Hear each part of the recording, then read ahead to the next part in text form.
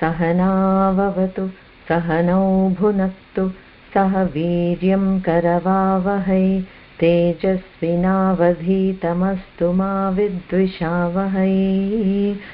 ओम शांति शांति शांति। हरिः ओम श्री गुरुभ्यो नमः। हरिः ओम।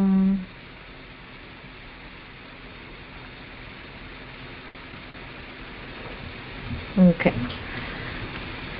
శ్యామల నవరాత్రులు ఇవాళ నుంచి బిగిన్ అయ్యాయి మనకి. సో ఆ సందర్భంగా చక్కగా మనం ఇలా క్లాస్ చెప్పుకుంటూ ఒక 1 అవర్ అమ్మవారి గురించే మాట్లాడుకుంటూ గడుపుతాం కనుక ఐఎమ్ రియలీ వెరీ హ్యాపీ ఇవాళ ఫస్ట్ నైట్ ఇలా స్టార్ట్ అవుతుంది అని. So let's see, last week మనము లక్ష్య రోమలతాధారత సమున్నేయ మధ్యమ ఆ నామం వరకు చూసాం కదా. సో ఇక్కడ అమ్మవారి మాతృస్థానానికి అంటే అమ్మవారి స్తనాల మీద వర్ణన జరుగుతూ ఉంది. మొత్తం మాట్లాడుకుంటూ వచ్చాము, మనం నాభి వరకు వచ్చాము. ఇప్పుడు ఈ నాభ్యాల వాళ్ళ రోమాలి అంటే ఎలా అయితే ఆ రోమాలతోటి ఒక ఇది లాగా ఎలా ఫామ్ అయింది అనేది మనం చూసాము. ఇవాల్టి నామం వచ్చి స్తనభార దళన్మధ్య పట్టబంధ వళిత్రయ. ఇది కొంచెం little bit of a continuation of same. ఇప్పుడు స్తనభార దళన్ మధ్య అంటే ఇది యాక్చువల్లీ లాస్ట్ టైం మనం కొంచెం ఫాస్ట్గా రష్ చేసి ఎండ్ చేసాం, కానీ ఇఫ్ యూ రికాల్ లాస్ట్లో మనం చెప్పుకున్నాం ఒక సౌందర్య లహరిలోది శ్లోకం ఒకటి, అది ఆ ముందు లైన్కి సరిపోతుంది, ఈ లైన్కి సరిపోతుంది. సో మళ్ళీ ఈ నిసర్గ క్షీణస్య అని చెప్పుకున్నాం మనం. ఫస్ట్ మనం ముందు ఇక్కడ ఏం చెప్తున్నామంటే నడుము గురించి. నడుములో అమ్మవారికి వళిత్రయ అంటే 3 ముడతల్లాగా లేకపోతే 3 తాళ్లలాగా అలా ఉందట అమ్మవారికి. అలా ఉండటం మళ్ళీ మంచి సాముద్రిక లక్షణం గల స్త్రీలకి అలా ఉంటుంది అని అంటారు. సో ఇప్పుడు ఆ మధ్య అని అంటే ఇప్పుడు స్తనభార దళన్ మధ్య అంటే ఈ స్తన భారం వల్ల అమ్మవారిని కంచి కామాక్షి అమ్మవారిని వర్ణించేటప్పుడు కూడా చూస్తే విగ్రహం ఎలా ఉంటుందంటేట ఇలా స్ట్రైట్గా కూర్చున్నట్లు కాకుండా అమ్మ కొద్దిగా ఇలా ముందుకు వంగి ఉంటుందిట. ఆ వంగి ఉండటము ఇలా కొంచెం ముందుకు వంగి అని అంటే అసలు ఇక్కడ చెప్తున్న ఒక విధంగా చెప్పుకోవాలంటే ఎలా అంటే స్తన భారం వల్ల స్తనాలు అమ్మవి అంత భారంగా ఉన్నాయి, మరి విశ్వజనని విశ్వాన్ని మొత్తం పోషించాలి కనుక ఆ మాత్రం స్తనంగానే ఉండాలి మరి బరువులు, లేకపోతే మన ఆకలి బాధలు తీర్చేవాళ్ళు ఎవరు కదా. సో దానివల్ల ఇలా ముందుకు పడిపోతుంది అమ్మ. ఇప్పుడు ఏదన్నా సరే ఒక చిన్న ఇలా సన్న కొమ్మకి ఎక్కువ పళ్ళు ఉంటే ఇలా వంగిపోతుంది కదా, అలాగా ఆటోమేటిక్గా అమ్మ ఇలా కొంచెం ముందుకి ఇలా వంగి ఉందట. ఆ స్తనభార దళన్ మధ్య పట్టబంధ వళిత్రయ. మధ్య అంటే నడుము అనమాట.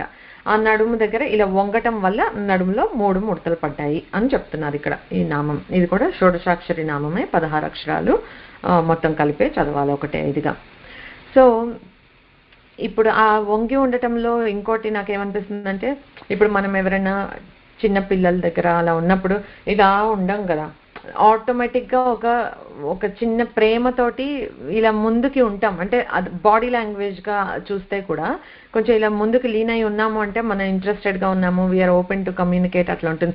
ఇలాగా ఉండేసి కొంచెం స్టిఫ్గా ఉన్నామనుకో, ఓకే వీళ్ళని ఎందుకులే కదిలించటం అని అనిపిస్తుంది అవతల వాళ్ళకి కూడా. సో ఆ కంపాషన్, అమ్మ ఉండేదే దయాస్వరూపం కనుక ఆ కంపాషన్తో కూడా అమ్మ అందరినీ నేను ప్రేమతో చూస్తున్నాను అని ఇలా కొంచెం ముందుకు వంగింది అని కూడా భావించవచ్చు మనం. సో ఈ పట్టబంధ వళిత్రయ అన్నప్పుడు ఆ వళిత్రయం అంటే 3 ఇవి కదా, ఈ బంగారు కట్లు కట్టినట్లుగా కనిపిస్తోందట 3 మడతలు. సో ఇప్పుడు ఫర్ ఎగ్జాంపుల్ ఏదైనా మొక్క వంగిపోతూ ఉంటే మనం ఏం చేస్తాం, ఒక ఆధారం పెట్టేసి ఆ ఆధారానికి ఇలా తాడు కట్టి పెడితే దాన్ని పట్టుకొని మొక్క పల్చగా ఉన్నా సన్నగా ఉన్నా కూడా ఈ ఆధారం వల్ల ఒక నిలబడి దట్స్ హౌ ఈ ట్రైన్ క్రీపర్స్ అవన్నీ కూడా ఆ తర్వాత అదే సన్నతిగా ఎంతెంత ఫలాలు ఇస్తుంది అనేది కూడా మనకు తెలుసు కదా. సో అలాగే ఏదైనా ఆధారంగా పెట్టి అలా కట్టినట్లుంది అని అనుకుందాం. ఈ వళిత్రయం అంటే ఇది సాముద్రిక లక్షణం అని చెప్పుకున్నాం కదా, మీకు గుర్తుంటే కనుక అంత చెప్పే ఉంటాను అంతకుముందు. లలాటేచ గళే చైవ మధ్యే చాపి వళిత్రయం స్త్రీ పుంసయోరిదం జ్ఞేయం మహా సౌభాగ్య లక్షణం. అంటే పురుష స్త్రీ అనే భేదం లేకుండా లలాటేచ అంటే ఫోర్ హెడ్ మీద, గళే చైవ మెడ మీద కంఠం మీద 3 లైన్లు, తర్వాత మధ్య అంటే నడుము మీద, ఈ 3 చోట్ల వళిత్రయం 3 గీతలుగా ఉంటాయి. అలా కనిపించటం సౌభాగ్య లక్షణం అని అన్నారు. అదొక శ్లోకం. సో మనం చెప్పుకున్నాం అక్కడ. ఇప్పుడు దీన్ని కొంచెం అంటే అది సాకారంగా చెప్పుకుంటే ఆ మీనింగ్ వరకు బానే ఉంది. మనం దీన్ని ఎలాగా అర్థం చేసుకోవచ్చు అంటే తాత్వికంగా లలాటం అంటే ఆజ్ఞాచక్రం, విశుద్ధి చక్రం ఇక్కడ కంఠంలో, తర్వాత మణిపూరక చక్రం ఇక్కడ నడుం దగ్గర అని అనుకుంటే, ఈ లలాటంలో ఉండే 3 గీతలు అని అంటే ఏంటి? ఆజ్ఞాచక్రం దగ్గర అంటే భూత భవిష్యత్ వర్తమాన కాల జ్ఞానం ఉంటుంది అని. ఓకే, తర్వాత విశుద్ధి చక్రం మీద అంటే కంఠం మీద 3 అంటే మనం చెప్పుకున్నాం గతి గమక గీతైక నిపుణే అని. అలాగా మంధ్ర, మధ్యమ, తారాస్థాయి ఈ 3 స్థానాల్లోనూ చక్కగా సంగీతాన్ని అభ్యసించగలుగుతారు. తర్వాత ఈ నడుం వద్ద మణిపూర చక్రం దగ్గర ఉండే వళిత్రయం ఏంటంటే ఊర్ధ్వ మధ్యమ అధోలోకాలు, వాటి సమన్వయం అర్థం అవుతుంది మనకి. ఇది కరెక్ట్గా మనం ఇలా అమ్మవారి ఈ నాభి ప్రాంతం, ఈ నడుము ప్రాంతం చూసాము అని అంటే అమ్మవారు విశ్వ విగ్రహం అనుకున్నప్పుడు పైనంతా ఊర్ధ్వలోకాలు, అమ్మ ఈ నడుము భాగం నుంచి కిందంతా అధోలోకాలు అని చెప్పుకోవచ్చు.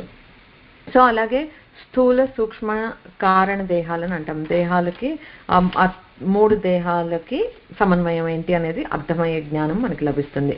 సో మనము అదేదో వళిత్రయం అని అంటే ఒక సౌభాగ్య చిహ్నము లేకపోతే సాముద్రిక లక్షణం అని అక్కడ వదిలేయకుండా అలా ఉంటే అమ్మవారికి ఇవి సిగ్నిఫై చేస్తాయి. These attributes are signified with that అనేది మనం అర్థం చేసుకోవచ్చు.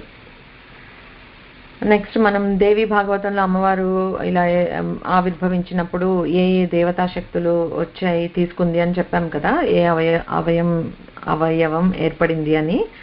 సో అందులో సౌమ్యేన తేజసా జాతం స్తనయో రుగ్మముత్తమం ఇంద్రేణ స్యాస్తథా మధ్యం జాతం త్రివళి సంయుతం. అక్కడ కూడా చూడండి త్రివళి అనేది చాలా ఖచ్చితంగా చెప్తున్నారు.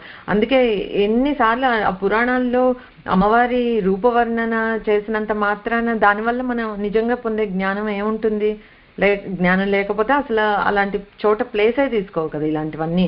దేవి భాగవతం అంటే ఏంటి, లేకపోతే లలితా సహస్రనామం అంటే ఏంటి, అవేవో ఎవరో టైంపాస్కి రాసిన కవిత్వం ఉన్నవి అలాంటి పోయమ్స్ అలా కాదు కదా, జస్ట్ ఒక సాకార వర్ణంతో. అందుకే మనం ఆగిపోకూడదు. వచ్చిన అథారిటీ ఎలాంటి వాళ్ళ దగ్గర వచ్చింది, ఎలాంటివి కోట్ చేస్తున్నారు ఇక్కడ, అక్కడంతా సాకార రూపాన్ని వర్ణించారు అంటే ఏదో ఉంది అందులో మనం తెలుసుకోవాల్సిన డెప్త్ అని అనుకోవాలి ఎప్పుడైనా సరే. అంతేకాని ఏంటి అమ్మవారిని ఇలా వర్ణన చేస్తున్నారు, అయ్యో సిగ్గుగా ఉంది అలా అనుకోవాల్సిన అంత ఇది లేనే లేదు. అది మన కుంచిత స్వభావం లేకపోతే ఆలోచన అని అనిపిస్తుంది if we really think like that. Okay, ఎప్పుడన్నా అమ్మవారిని యూ లుక్ బియాండ్, అసలు విశ్వ విగ్రహం అని చెప్తున్నాం మనం, అందుకే మాటికి నామంలో అది ఎప్పుడు మనం మర్చిపోకుండా ఉండాలి. ఇవన్నీ ఏంటంటే జస్ట్ ఒక సాకార రూపం మనకి కొంచెం దగ్గరగా అనిపిస్తుంది కనుక బాగా రిలేట్ చేసుకోగలమని ఈ రకరకాల ఆవిర్భావాలు జరిగాయి. వాటిని ఏదో చిత్రపటంలోనో లేకపోతే ఒక విగ్రహం రూపంగానో మనం రోజు ఉంచుకొని ఉపాసన చేస్తున్నాం. సో అది మనకి కనెక్ట్ అవ్వటం కోసం ఈజీగా ఉంటుందని తప్పితే one thing we should never forget is అమ్మవారు అనే ఒక పరతత్వం గురించి మాట్లాడుతున్నాం. ఏంటి, దయతో ఒక పరతత్వం, ఒక సాకార రూపాన్ని గ్రహిస్తే అది ఈ లలిత అమ్మవారి రూపం అని చెప్పుకుని మనం మాట్లాడుతున్నాం కనుక కొన్ని ఈ ఫిజికల్ అట్రిబ్యూట్స్ కనిపిస్తాయి కానీ వాటి వెనుక తత్వం ఇలా ఉంటుందన్నమాట. సో ఇక్కడ ఏం చెప్పారు, సౌమ్యేన తేజసా జాతం. సోముడు అంటే చంద్రుడు. సో చంద్రుడు నుంచి తేజస్సు, తర్వాత సౌమ్యేన తేజసా జాతం స్తనయో రూపం ఉత్తమం అంటే చంద్రుడి తేజస్సు తోటి స్తనములు. ఓకే, ఇంద్రేణ స్యాస్తథా మధ్యం జాతం త్రివళి సంయుతం. ఇంద్రుని తేజస్సుతో నడుము అంటే కటి ప్రదేశము దాని త్రివళులు ఏర్పడ్డాయి అని చెప్తున్నారు. తర్వాత దీనికి రిలేట్ చేసుకోగలిగే ఇంకొక సౌందర్య లహరిలో శ్లోకం ఒకటి ఉంది. కుచౌ సద్య స్విద్యత్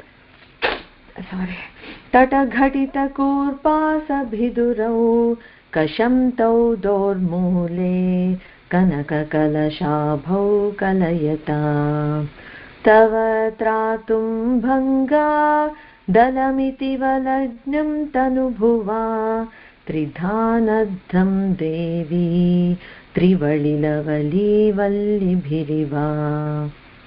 త్రివళి లవలి, మళ్ళీ ఇక్కడ కూడా అదే త్రివళి అనే మాట వదలట్లేదు చూడండి ఎవరు చెప్పినా కూడా. ఇందులో ఏం చెప్తున్నారంటే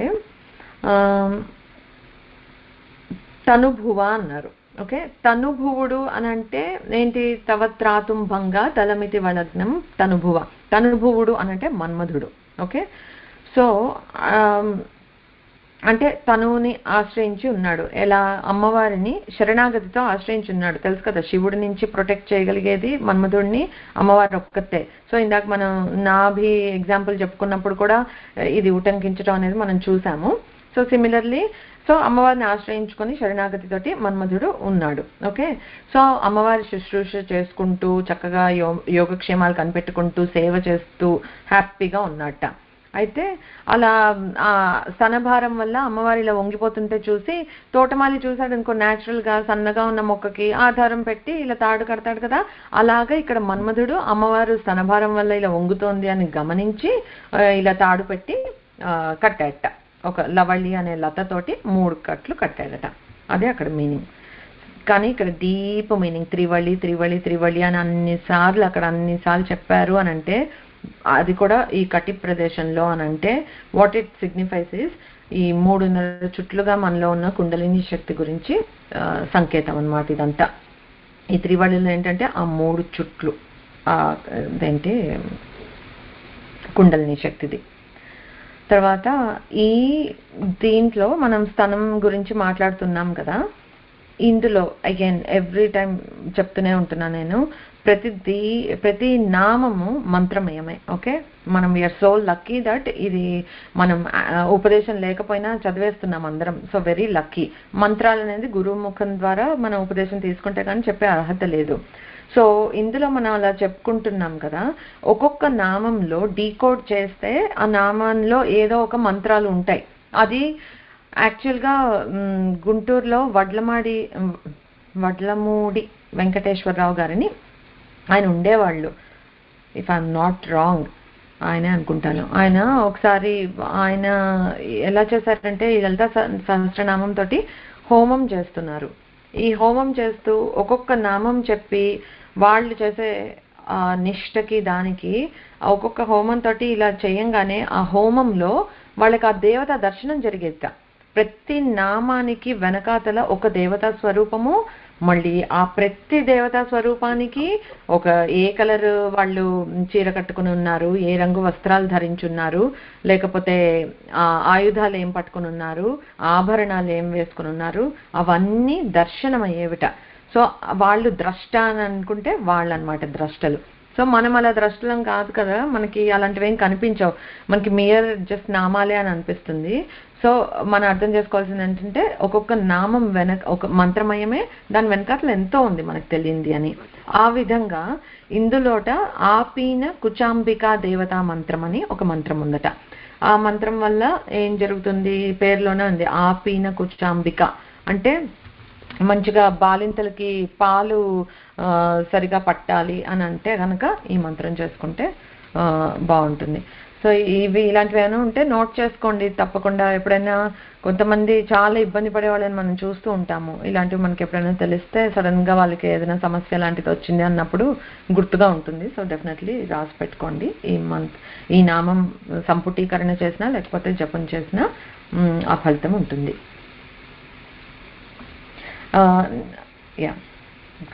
సో నెక్స్ట్ నామం అరుణారుణ కౌసుంభ వస్త్ర భాస్వత్ కటి తటి. అగైన్ మొత్తం ఒకటే నామము, 16 అక్షరాలు. అరుణారుణ కౌసుంభ వస్త్ర భాస్వత్ కటి తటి. మనకి అరుణం అంటే తెలుసు ఎరుపు, అరుణారుణ అంటున్నారు అంటే విపరీతమైన ఎరుపు. సింధూర అరుణ అని మనం ధ్యాన శ్లోకంలో చెప్పుకున్నాం కదా, అలాగా ఒక ఎరుపు చెప్తే తృప్తి లేనప్పుడు 2 సార్లు చెప్పారు బ్యాక్ టు బ్యాక్, అంటే అంత ఎర్రగా ఉంది అని. సో అరుణారుణ ఎర్రని ఎరుపు అని అనుకోండి. కౌసుంభ అంటే మళ్ళీ కుంకుమలాగా ఎర్రటి రంగు, అంటే మళ్ళీ ఎరుపునే చెప్తున్నారు. This reminds me of that ధ్యాన శ్లోకమే. ఓకే, సో లేకపోతే అరుణాం కరుణా తరంగితాక్ష అక్కడ అరుణం అన్నాము, సింధూరారుణ విగ్రహం అన్నాము. సో అలాగా ఆ ఎరుపు అనే దానికి ఎంతో వాల్యూ ఉందో మనం ఆల్రెడీ కవర్ చేసుకున్నాము. సో సో ఇక్కడ ఏం చెప్తున్నారనంటే ఈ అరుణారుణ కౌసుంభ అలా అంటే ఎర్రటి ఎరుపైన కుంకుమలాగా మెరిసిపోతున్న వస్త్రంతో కప్పబడిన కటి భాగం కలది అమ్మవారు అని. వస్త్ర భాస్వత్ అంటే అలాంటి వస్త్రం ధరించి మెరిసిపోతోంది అమ్మవారు అని చెప్పి మీనింగ్ అనమాట. అది అమ్మవారికి ఎరుపు అంటే ఎంత ప్రేమ అనేది మనం చూసాం కదా.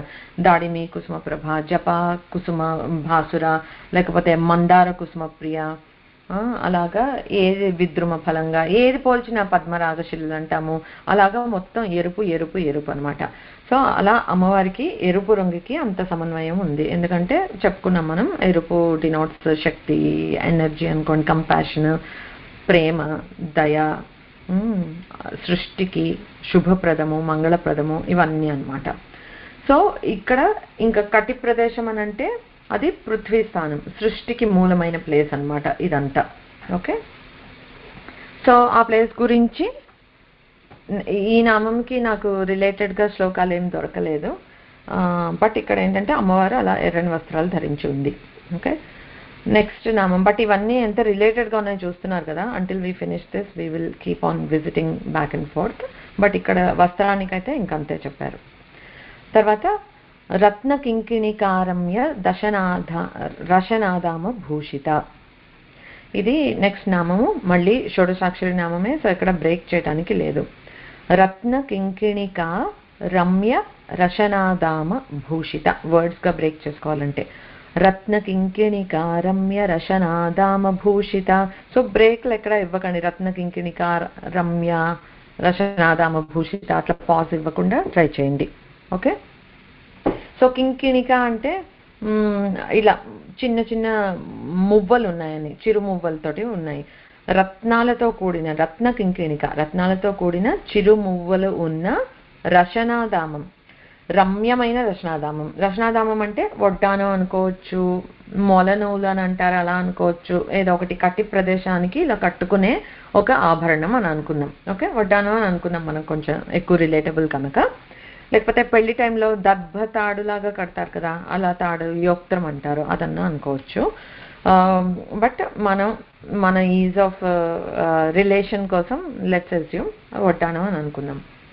అయితే ఇది ఆర్ వడ్డానం ఇలా మొల నూలు ఏమని అనుకున్నా కూడా ఇది రశనాదామం అని ఏంటంటే 16 తీగలతో చేస్తే, మేఖల అని కూడా అంటారు కదా వడ్డానాన్ని, మీకు తెలిసే ఉంటుంది కదా. మరి రశనాదామం అనే వాక్యం ప్రత్యేకంగా ఇక్కడ ప్రయోగించారు అంటే అది 16 తీగలతో చేసి ఉంటుంది అని అంటారు. ఓకే, మరి అమ్మవారు షోడశి కదా, సో ఆబ్వియస్గా 16 తీగలు అంటే అది కూడా సిగ్నిఫై అవుతుంది ఇక్కడ. సో అంతకుముందు ఇంకా అంటే ఇప్పుడుకి ఇంకా కవర్ కాలేదు కానీ ఇంకా ముందుకు వస్తుంది. రంజని రమణి రస్య రణ కింకిని మేఖల, ఆ కింకిని మేఖల అక్కడ కూడా మళ్ళీ దీని ప్రస్తావన వస్తుంది. సో ఇక్కడ అలా వడ్డానము లేకపోతే మొలనూలు 16 తీగలతో చేయబడి ఉంది. అలా చిన్న చిన్న మువ్వలు ఉన్నాయి. ఆ మువ్వలు ఉండి వాటితోటి రమ్యంగా అమ్మవారి కటి ప్రదేశం గోచరిస్తోంది. అది దీనికి మీనింగ్. సో దీనికి సౌందర్యలహరిలో రిలేటెడ్ శ్లోకం ఏముందంటే, క్వనస్కాంచీదామా కరికలభ కుంభస్తననతా పరీక్షీణా మధ్యే పరిణత శరచంద్రవదనా ధనుర్బాణాన్ పాశం శృణిమపి దధానా కరతలైః పురస్తాదాస్తాం నః పురమధితురాహో పురుషికా. ఇది కొంచెం రిలేట్ చేసుకొని, ఎందుకంటే క్వనక్ కాంచీధామ అనే వర్డ్ కోసం ఇది రిలేట్ ఎక్కువ చేసుకున్నాం. బట్ ఇందులో అమ్మవారి మొత్తం విగ్రహ వర్ణన ఉంది మీరు చూస్తే కనుక. సో మోర్ స్పెసిఫికలీ ఈ విగ్రహం కామాక్షి అమ్మవారి రూపాన్ని వర్ణిస్తోంది. తర్వాత ఇప్పుడు మామూలు వడ్డానం అయితే మేఖల అంటారని అనుకున్నాము. సో దానికి చిరుమువ్వలు ఉన్నాయి. కాంచీధామం అని అన్నారు కదా ఇక్కడ. కాంచీధామం అంటే ఈ కటి ప్రదేశాన్ని కూడా కాంచీధామం అని అంటారు. హింట్ ఇక్కడ కంచి అనే వర్డ్ కూడా మనం తీసుకోవచ్చు. సో ఇది కంచిలో కామాక్షి అమ్మవారి విగ్రహ వర్ణన అని కూడా చెప్పుకోవచ్చు అనమాట.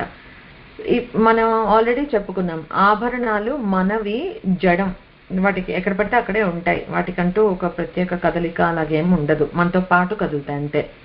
అమ్మవారి ఆభరణాలన్నీ మంత్రశక్తులే అని చెప్పుకున్నాం కదా, చైతన్యవంతాలన్నమాట అవన్నీ. ఆ మువ్వలు అలా కదులుతూ కదులుతూ ఉంటాయట. అమ్మవారు స్థిరంగా కూర్చున్నా కూడా వాటిల్లో కూడా చైతన్యం ఉంది. సో మనం అలా ఊహించుకోవాలి, చైతన్యవంతంగా ఎప్పుడు చిరుమువ్వలలాగా మోగుతూ ఉంటాయి అని. అందుకే అమ్మవారు ఎవరికైనా ఫీల్ వచ్చింది అమ్మవారు ఇక్కడ ఉంది ప్రెజెన్స్ అని అంటే ఎలా కొన్నిసార్లు ఇలా మువ్వల శబ్దం, ఎందుకంటే అమ్మవారి ఆభరణాలు అన్నీ చక్కగా కదులుతూ ఉంటాయి. సో అమ్మవారు కదిలితే ఆ మాత్రం వినిపించదా అని మనకు అలా అనిపిస్తుంది. సో అలా అనుకోవచ్చు అనమాట మనం. సో ఇక్కడ ఏం చెప్తున్నారంటే ఆదిశంకర్లు కూడా ఈ శ్లోకంలో అలా ఏనుగు దీనివల్ల ఏనుగు కుంభస్థలాలతోటి మనం స్తనాన్ని వర్ణిస్తామని చాలా నామాల్లో చెప్పుకున్నాం ఇంతకుముందు. సో ఆ స్తన భారం వల్ల ఇందాక చెప్పుకున్న నామనులాగా ఇలా కొద్దిగా వంగి ఉంటే, కామాక్షి అమ్మవారి విగ్రహాన్ని మీరు చూస్తే అలానే ఉంటుంది, ఇలా కొంచెం ముందుకి ఇలా వంగి ఉంటుంది. ఆ భారం వల్లట క్షీణించిపోయి నడుము అస్సలు కనిపించట్లేదుట, కనిపించని సన్నని నడుముంది అని చెప్తున్నారు. దానికి ఆ కాంచీధామానికి చైతన్యవంతమైన మువ్వలు కట్టుకొని ఉందిట అమ్మవారు. తర్వాత పూర్ణచంద్రుడి చంద్రవదన, పరిణత శరత్ చంద్రవదన అంటే మంచి పున్నమి నాటి మళ్ళీ శరత్ పౌర్ణమి నాటి చంద్రుడిలాగా నిండుగా ఉందట అమ్మవారు మోము. తర్వాత ధనుర్బాణాన్ పాశం అని చెప్పారు. శృణిమపి దధాన కరతలైహి అంటే చేతుల్లో ధనుస్సు, బాణాలు, పాశము, అంకుశము ఇవన్నీ పట్టుకుని పరమేశ్వరుని యొక్క అహంకార రూపంగా పురస్తాదాస్తాం నః పురమధితు అంటే త్రిపురాసురుడిని సంహరించిన శివుడిని, పురుషిక అంటే ఆయన పౌరుషం, ఆయన అహంకార శక్తి అమ్మవారు. శివుడి అహంకారం అంటే అమ్మవారే అన్నమాట. సో అలా ఉంది అమ్మ అని చెప్తున్నారు. ఈ మొత్తం సౌందర్యలహరిలో లైక్ ఏ రూపం ఆఫ్ అమ్మవారు అని కూడా పెద్దగా ఏం చెప్పరు. ఈ ఒక్క దాంట్లోనే లేకపోతే మనం చూసుకుంటే ఎన్నో పుణ్యక్షేత్రాలు ఉన్నాయి కదా అమ్మవారివి. ఇప్పుడు కట్టేవి అన్నిటికీ అంటే ఇప్పుడు మనకే ఉంది ఇక్కడ రాజరాజేశ్వరి అమ్మవారి టెంపుల్. సో అందులో మళ్ళీ ఇలాగే చతుర్బాహు సమన్విత ఈ పాశం, అంకుశము, పుష్పబాణాలు, కోదండం, చెరుకు కోదండం అవన్నీ కనిపిస్తున్నాయి. కానీ ఓల్డ్ టెంపుల్స్ అవి చూస్తే అలా ఆ లలిత అమ్మవారి స్వరూపం మనకి కనిపించేది, అందులోనూ శక్తిపీఠాల్లో కూడా కాంచి. సో తప్పకుండా అందరూ చేసుకోకపోయింటే కనుక దర్శనం చేసుకుని తీరాల్సిన ప్లేస్ అది. ఓకే, అది అక్కడ ఆదిశంకరాచార్యులు అమ్మవారిని ప్రతిష్ఠించిన అతి పురాతన టెంపుల్స్లో ఇది ఒకటి. అక్కడ ఆయన హస్తాలతోటి శ్రీచక్రాన్ని కూడా ప్రతిష్ఠించి ఉంటుంది అమ్మవారి విగ్రహం ముందునే. ఓకే, సో అది ఆ విగ్రహ రూపాన్ని ఒకసారి ధ్యానించుకుందాం మనందరం. సో కాంచీకి ఇప్పుడు కాంచీధామ అని చెప్పి ఇందులో కంచికి చిన్న హింట్ ఇచ్చారు అని అన్నాను కదా. మనము మొత్తం భూమండలాన్ని తీసుకుంటే వడ్డానం లాంటిది కంచీధామం. అందుకే కాంచీధామం అని ఎందుకు పెట్టారంటే సెంటర్ పాయింట్ అవుతుందట. మొత్తం విశ్వానికి ఒక సెంటర్ పాయింట్ ఏది అని మనం జాట్ డౌన్ చేస్తే అది కంచి క్షేత్రం అవుతుంది. అది అందుకే అక్కడ వడ్డానం తోటి కూడా చెప్తారు. అండ్ మనం అప్పుడు చెప్పుకున్నాము, ఎప్పుడో ఏ క్లాస్లోనూ గుర్తులేదు కానీ సప్త మోక్షపురులు అని చెప్పుకున్నాము. అందులో కూడా కాంచీధామం ఒకటి, అంటే కంచి ఒక ప్లేస్ అన్నమాట.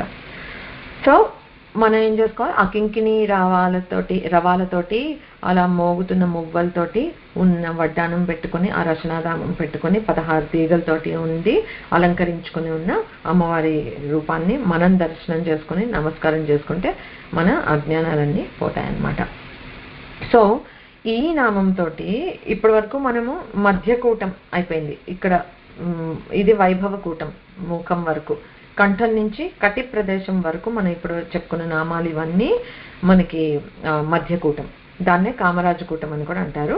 ఇక మీదట ఇప్పుడు కటి నుండి పాదాల వరకు చెప్పుకునేవి ఉన్నాయి, అవి శక్తికూటం అన్నమాట. ఓకే, సో మనం మామూలుగా మన బాడీలో ఆలోచించుకున్నా కూడా వాక్కు జ్ఞానం ఇవన్నీ వచ్చేది ఇది వాగ్భవకూటం ఫేస్ నుంచే. ఇక్కడి నుంచి ఇక్కడ వరకు, కంఠ నుంచి కటి వరకు ఇక్కడే మన హృదయం ఉంది, ఆలోచనలు అవన్నీ సాగేవి. సో కామరాజు కూటం అక్కడ నుంచే కోరికలు మొదలవుతాయి, కోరికల వల్లే ఎవ్రీథింగ్ సైకిల్స్ కనుక అలా కూడా అనుకోవచ్చు. తర్వాత కటి నుండి కింద పాదాల వరకు శక్తి, మన కాళ్ళ మీదే కదా శక్తి ఆధారపడి మనం ఎక్కడికి వెళ్ళాలన్నా ఏం చేయాలన్నా. సో అలా కూడా అప్లై చేసుకోవచ్చు. బట్ ఇక్కడ నుంచి మనకి శక్తి కూటంకి సంబంధించిన నామాలు స్టార్ట్ అవుతాయి. ఎంత ఇట్లా అనుకుంటూ ఉంటే నాకు ఎంత హ్యాపీగా అనిపిస్తుంది, చక్క అమ్మవారి పాదాల దగ్గరకు వచ్చేస్తున్నాం అనిపిస్తుంది. అంటే ఎక్కడ ఇదని కాదు, కానీ చివరికి మనం ఉండిపోవాల్సింది పాదాల దగ్గరే శరణాగతి చెప్పుకునే అమ్మవారికి. ఓకే, ఇంకా పాదాల దగ్గరికి వెళ్ళడానికి టైం ఉంది. ఇప్పుడు నామం ఏంటంటే కామేశ జ్ఞాత సౌభాగ్య మార్దవోరు ద్వయాన్విత. మళ్ళీ షోడశాక్షరి, ఎక్కడ ఆపద్దు, దీర్ఘాలు పెట్టద్దు. కామేశ జ్ఞాత సౌభాగ్య మార్దవోరు ద్వయాన్వితాయై నమః నామంగా చెప్పుకుంటే. మనం ఎప్పుడైనా సరే మీరు చూస్తే కామేశ్వరుడు అనే రిఫరెన్స్ చాలా వస్తుంది మనకి ఈ లలితా సహస్రనామంలో. సో కామేశ్వరుడు అని ఎప్పుడు చెప్పినా కూడా అది మీకు ఎట్లాంటి రూపం స్ఫురణకి రావాలి అని అంటే, శివుడు అమ్మవారు కరెక్టే మనకి రూపం, అది ఇదైనా కూడా ఇది సృష్టి పూర్వం ఉన్న శివుడి రూపం. ఎప్పుడు సృష్టి జరగాలి అనే ఒక సంకల్పంతో కూడి ఉన్న ఆ పరమాత్మ, ఆ రూపాన్ని కామేశ్వరుడు అంటారు. అప్పుడు ఆయన అహంకార స్వరూపమే కదా. ఇలా ఇదేంటి సృష్టి పూర్వం అంటే అప్పటికి సృష్టి లేదు, స్వామి ఒక్కళ్ళే ఉన్నారు. బట్ ఫుల్ ఆఫ్ దట్ సంకల్పం అన్నమాట. ఆ కామం ఏమని, కామము ఏకోహం బహుశ్యాం ప్రజాయేతి అంటే నేను ఒక్కడనే ఉన్నాను, ఇప్పుడు నేను బహు అంటే ఎక్కువ మందిని అవ్వాలి అనే సంకల్పం, ఇంత చిన్న సంకల్పం వెంటనే అమ్మవారు వచ్చిందనమాట.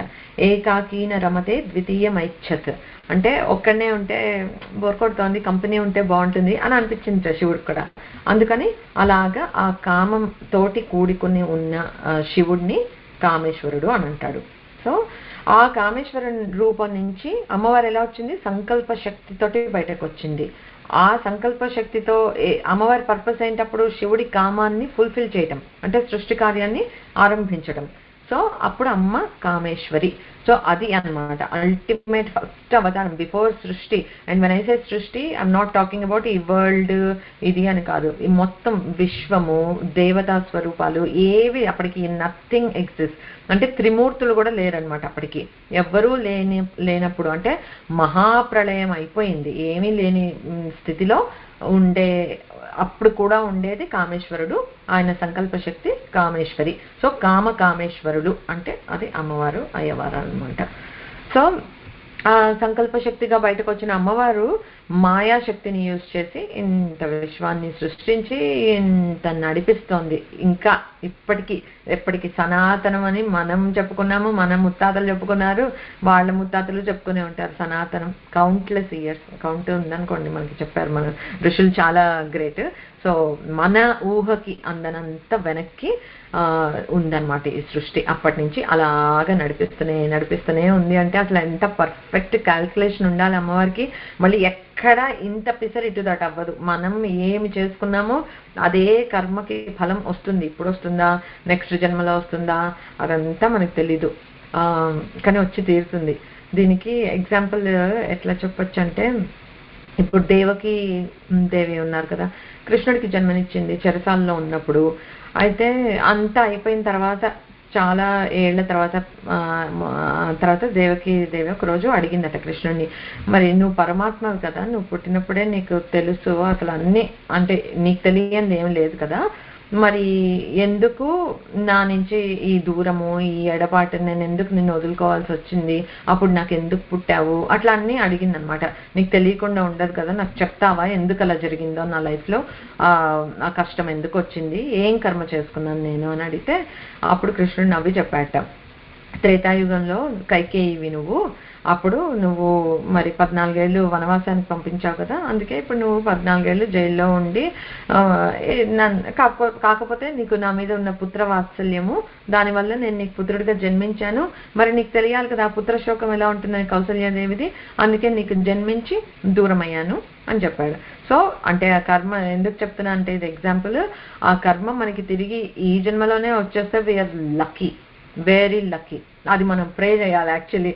ఇప్పుడే ఈ జన్మలో ఈ మాత్రం బుద్ధి ఉండి అమ్మవారి కాళ్ళు పట్టుకున్నప్పుడే మనం ఏదైనా తప్పులు తెలిసి కానీ తెలియక కానీ చేస్తుంటే ఇప్పుడే మనకు ఆ కర్మఫలాలను అమ్మవారు ఇచ్చేసి ఆ తట్టుకునే శక్తిని కూడా కరుణతో ఇస్తే దానంతట ఉత్తమమైనది ఇంకోటి లేదు. కానీ కర్మ ఫలాలు అవి అంతా క్యాల్కులేషన్ ఇంకోలా ఉంటుంది. It doesn't always work like that. అలా కాదు అని కూడా చెప్పలేము. ఇట్లా చేస్తే అట్లా వెంటనే కర్మ బెనిఫిట్ అయ్యే వాళ్ళు కూడా ఉండొచ్చు. బట్ చూడండి ఇక్కడ ఒక యుగం ఆగాల్సి వచ్చింది ఆ కర్మ ఫలాన్ని తీసుకోవడానికి కైకేయికి. సో అలా జరిగింది. ఇప్పుడు ఆవిడకి డౌట్ వచ్చింది, కౌసల్య ఎవరు అని అంటే యశోద అనే కౌసల్య, అందుకే అప్పుడు దూరం అయ్యాను కనుక ఇప్పుడు వెళ్ళి ఆవిడ దగ్గర పెరిగి ఆవిడ కోరిక తీర్చాను అని. అలా ఉంటాయన్నమాట దేవుడి లీలలు అని అంటే. సో ఏదైనా సరే మనం we have to just pause and enquire and understand more అంతే. సో ఇక్కడ ఏం చెప్తున్నారంటే అసలు నామమే మర్చిపోయా నేను, కామేశ జ్ఞాత సౌభాగ్య మార్దవోరు ద్వయాన్విత. సో మనం కామేశ్వర్లు అంటే వాళ్ళు ఇది అర్థం చేసుకున్నాం కదా.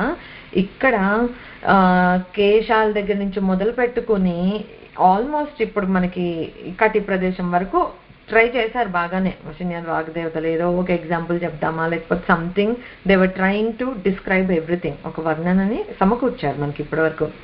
కానీ ఇప్పుడు ఊరువుల దగ్గరకు వచ్చేసేటప్పటికి అంటే మనకి ఈ తొడలు పిరుదులు ఆ ప్లేస్కి వచ్చేసేటప్పటికి ఇంకా వాళ్ళు ఏమన్నారంటే కామేశ్వరుడికే తెలియాలి, కామేశ జ్ఞాత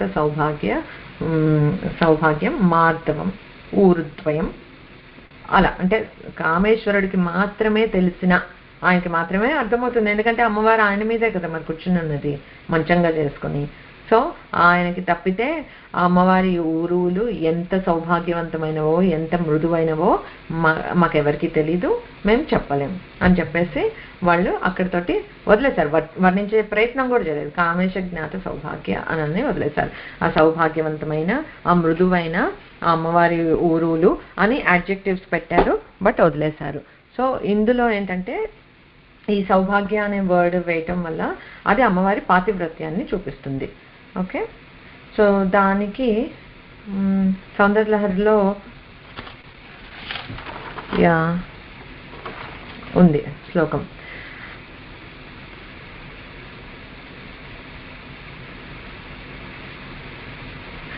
గురుత్వం విస్తారం క్షితిధరపతిః పార్వతి నిజాత్ నితంబాతాచిద్య త్వయి హరణరూపేణ నిదధే అతస్తే విస్తీర్ణో గురురయమశేషాం వసుమతీం నితంబ ప్రాగ్భార స్థగయతి లఘుత్వం నయతి చ.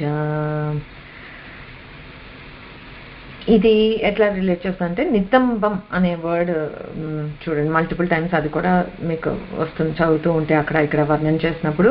నితంబం అంటే ఏంటంటే ఇప్పుడు ఆల్మోస్ట్ మనకి ఆ పిరుదుల దగ్గరికి అట్లా హిప్స్ దగ్గరికి అలాగే వెళ్ళేటప్పుడే నడుము చివరి భాగం, ఓకే, పిరుదుల భాగం బిగినింగ్ ఆ భాగాన్ని చూసుకుంటే దాన్ని నితంబం అంటారు. నితంబంకి ఇంకొక మీనింగ్ ఉంది, కొండ చర్య అంటే కొండకి చివరిలో ఉండే ఆ చివరి భాగం, అందులో అక్కడ కూడా అదే మీనింగ్, బట్ కొండ చర్యని నితంబం అని అంటారు. అయితే ఇక్కడ ఏం చెప్తున్నారంటే పర్వతరాజు అయిన హిమవంతుడు అని చెప్పారు. ఓకే, క్షితిధరపతి పార్వతి నిజాత్ నితంబాత్ ఆచిత్య అంటే తన నితంబాన్ని అంటే ఒక కొండ చర్యని నీకు వివాహ సమయంలో కానుకగా ఇచ్చాడు అని చెప్తున్నారు. అగైన్ ఇందులో చెప్పారు కదా కవిత్వము కొద్దిగా ఊహాలా ఉంటుందని. అంటే అక్కడ అమ్మవారి పిరుదుల్ని వర్ణిస్తూ ఎలా చెప్తున్నారంటే గురుత్వం విస్తారం అంటే బరువుగా విశాలంగా నునుపుగా అర్ధగోళాకారంలో ఉన్నాయి అని వివరిస్తున్నారు అనమాట. హిప్స్ ఎలా ఉన్నాయి అనేది ఈ శ్లోకంలో. ఓకే, సో పెద్ద అంటే డీటెయిల్ ఏం లేదు, కానీ అలా నితంబాన్ని అలా రిలీజ్ చేశారనమాట. ఎందుకు పర్వతరాజైన హిమవంతుడు ఒక కొండ చర్యని ఇస్తే అంత విశాలంగా విస్తారంగా అంత నున్నగా అలా ఉన్నాయి అని చెప్పి ఒక ఉదాహరణగా వర్ణించే ప్రయత్నం చేశారు. ఓకే, నెక్స్ట్ ఇంకొక దాంట్లో ఎలా చెప్తారంటే కరీంద్రాణం శుండాన్ కనక కదళీ కాండపటలీం ఉభాభ్యాం ఊరుభ్యాం అభయమపి నిర్జిత్య భవతి సువృత్తాభ్యాం పత్యుః ప్రణతి కఠినాభ్యాం గిరిసుతే విధిఘ్నే జానుభ్యాం విభుదకరి కుంభద్వయమసి. అమ్మవారి ఊరులు ఎలా ఉన్నాయనంటే ఏనుగు తొండాల్లాగా, బంగారు అరటి స్తంభాల్లాగా. అగైన్ మీరు మామూలు మనిషికి అలా ఊహించుకుంటే చాలా ఎప్పటిగా అని అనిపిస్తుంది, ఇక్కడ అమ్మవారికి వర్ణనగా చెప్తున్నారు అంతే. ఓకే, సో కానీ అలా ఉన్నాయట, కానీ వాటికి ఉండే అవలక్షణాలు ఏవి వీటికి లేవట. అంటే ఇదేంటి ఏనుగు తొండం అంటే ఇలా రఫ్గా ఉంటుంది, ఇలా ఒక చోట లావుగా ఒక చోట సన్నగా ఉంటుంది, అలాంటివి ఏమీ లేకుండా చక్కగా ఉన్నాయట అమ్మవారికి. తర్వాత ఇందులోనే ఇంకోటి ఏం చెప్తున్నారనంటే అది నెక్స్ట్ దానికి వస్తుంది. సెకండ్ పార్ట్ ఎట్లా చెప్తున్నారంటే సువృత్తాభ్యాం పత్యు ప్రణతి కఠినాభ్యాం గిరుసుతే విధిఘ్నే జానుభ్యాం. ఆ జాను అన్నప్పుడు నెక్స్ట్ దాంట్లో వస్తుంది, బట్ వీ కెన్ కవర్, ఈ రెండు ఒకటే శ్లోకంలో ఉన్నాయి కనుక. సో ఇక్కడ అమ్మవారి కాళ్ళు వాటి వర్ణనకు వచ్చేసేటప్పటికి ఈ ఊరులేమో ఇట్లాగా ఈ అరటి స్తంభాల్లాగా ఏనుగు తొండాల్లాగా ఉన్నాయి. ఆ తర్వాత ఈ మోకాళ్ళు వచ్చేసేటప్పటికిట అమ్మవారివి వంగి వంగి స్వామివారికి అంటే అపాతివ్రత్య లక్షణం మళ్ళీ చెప్పటం, ఆర్ మనం ఎలా ఉండాలి అనేది చూపించడానికి కూడా అవతారాలు ఎందుకు తీసుకుంటారు దేవుళ్ళు అంటే ఎప్పుడు వాళ్ళు ఆచరించి మనకి ఒక ఎగ్జాంపుల్గా చూపించడం కోసం తీసుకుంటారు. సో ఇలాగా అమ్మవారు చీటికి మాటికి స్వామి కనిపిస్తే అలా మోకాళ్ళ మీద పడిపోయి చక్కగా నమస్కారాలు చేసుకుంటూనే ఉంటుందట. దానివల్ల అమ్మవారి మోకాళ్ళు గట్టిగా అయిపోయాయట. సో అది చెప్తున్నారు. సో ఇప్పుడు బేసిక్గా ఇవన్నీ ఈ ఊరువులు ఇవన్నీ చెప్తున్నారు అని అంటే ఇక్కడి నుంచి స్పెసిఫిక్లీ గుర్తుంచుకోండి, ఇవన్నిట్లో గురుపాదుక మంత్ర సంకేతాలు ఉన్నాయి. ఆ గురుపాదుక మంత్రం ఏంటి అసలు, అది very high level in Sri Vidya కూడా, అందరికీ ఉపదేశం కూడా అంత వెంటనే రాదు, ప్రోగ్రెసివ్గానే వస్తుంది. సో అలాంటి గురుపాదుక మంత్రాలు ఉన్నాయి అని తెలుసుకుంటే చాలు మనకి. ఓకే, అది ఎప్పటికైనా ఆ కామకామేశ్వరుల అనుగ్రహం ఉంటేనే మనకి ఎప్పటికైనా వస్తాయి.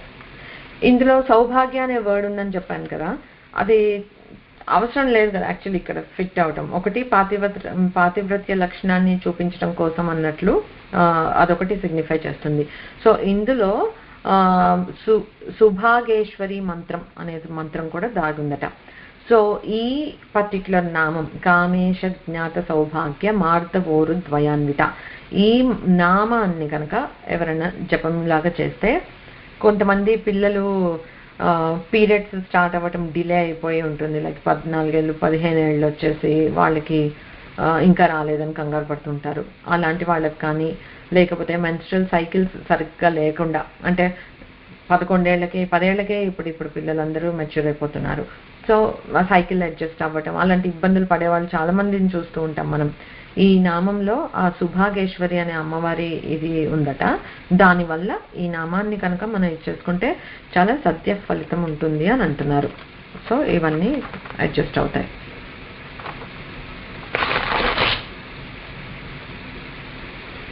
ఓకే, సో మనము ఈ ఊరు గురించి ఇంకొకటి చెప్పి ఆపేస్తాను. ఇక్కడ ఊరులు అంటే ద్వయం కదా, ఇప్పుడు మళ్ళీ ఒకటి కాదు 2 ఉన్నాయా.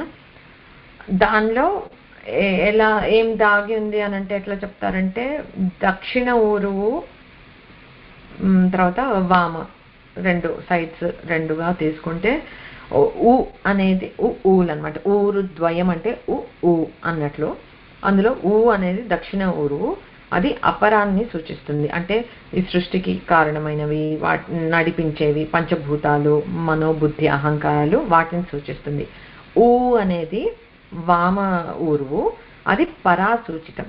అంటే ఇప్పుడు మనం పరాసూచితం అంటే అది కూడా మళ్ళీ అగైన్ సృష్టికి సంబంధించిందే.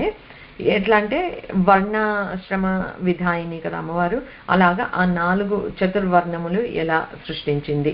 సో ఆ ఊరులు అనంటే ఆ సృష్టి ధర్మం అందులో ఉందన్నమాట.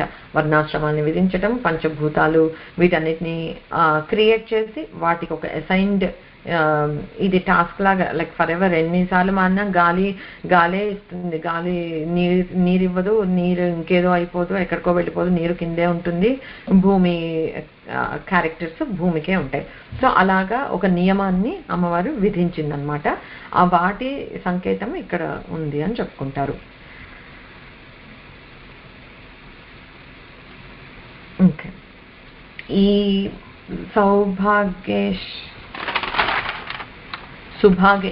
సుభాగేశ్వరి మంత్రం అని చెప్పుకున్నాం కదా ఇందులో. దానికి ఒక ధ్యాన శ్లోకం కూడా ఇచ్చారు యాక్చువల్గా. పరాంకుశౌ పాశమ భీతి ముద్రాం, సిమిలర్ గా అనిపిస్తుంది కదా. పరాంకుశౌ, అంకుశం అది పట్టుకొని పాశం పట్టుకొని ఉంది.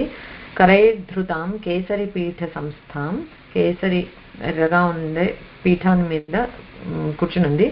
మాణిక్య వర్ణం మకుటాది భూషం, మాణిక్య వర్ణంలో అంటే మళ్ళీ ఎరుపుగా మెరిసిపోతూ ఉంది. కిరీటం దగ్గర నుంచి సర్వాలంకారాలు పెట్టుకుని ఉందిట. దేవీం భజే ద్వాదశ వర్ష కన్యాం, ఇది శ్లోకం అన్నమాట. పరాంకుశౌ పాశమ భీతి ముద్రాం కరైర్ధృతాం కేసరి పీఠ సంస్థాం మాణిక్య వర్ణం మకుటాది భూషాం దేవీం భజే ద్వాదశ వర్ష కన్యాం. ఇది సో దీనికి ఇప్పుడు ఇట్లా ధ్యాన శ్లోకం చెప్పారనుకో, ఆ సుభాగేశ్వరి దేవత యొక్క ధ్యాన శ్లోకం అన్నమాట ఇది. సో దీనికి మళ్ళీ యాక్చువల్గా చెప్పాలంటే దీనికి ఒక మంత్రం ఉంటుంది, న్యాసము అవన్నీ ఉంటాయి. ఈధర్ మనం ఈ శ్లోకాన్ని పారాయణ చేసుకోవచ్చు, లేదా మనకు అంత అక్కర్లేదు, ఈ నామంలో ఉంది, ఈ నామాన్ని ఒక్కటే నేను జపించుకుంటాను, నాకు ఈ నామం వచ్చు కదా అనుకుంటే equally good. Okay, but just understand దీని వెనకాట్ల అది ఉంది, ఈ ధ్యాన శ్లోకం ఇవ్వబడింది అనమాట.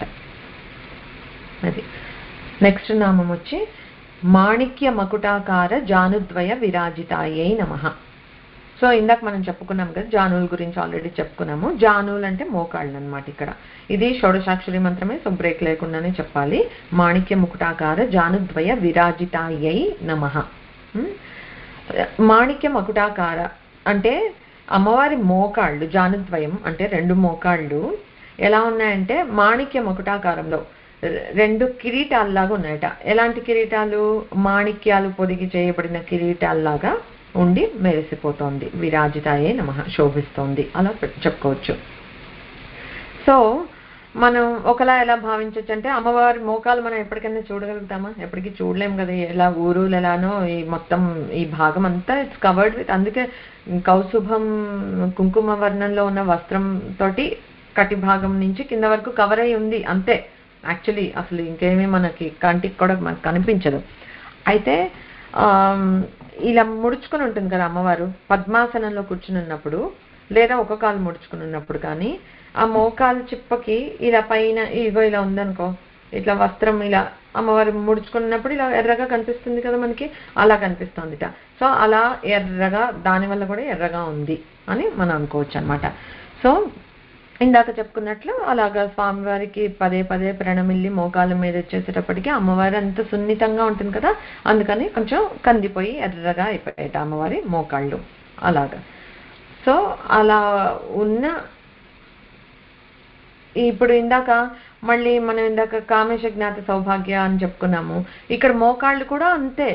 ఇప్పుడు ఒక కాలు మనం ముడుచుకున్నాము అని అంటే, ఒక కాలు కింద పెట్టి ఒక కాలు ముడుచుకున్నామంటే ఈ మోకాలు అక్కడ నీకు కాళ్ళ భాగానికి తాకుతుంది కదా.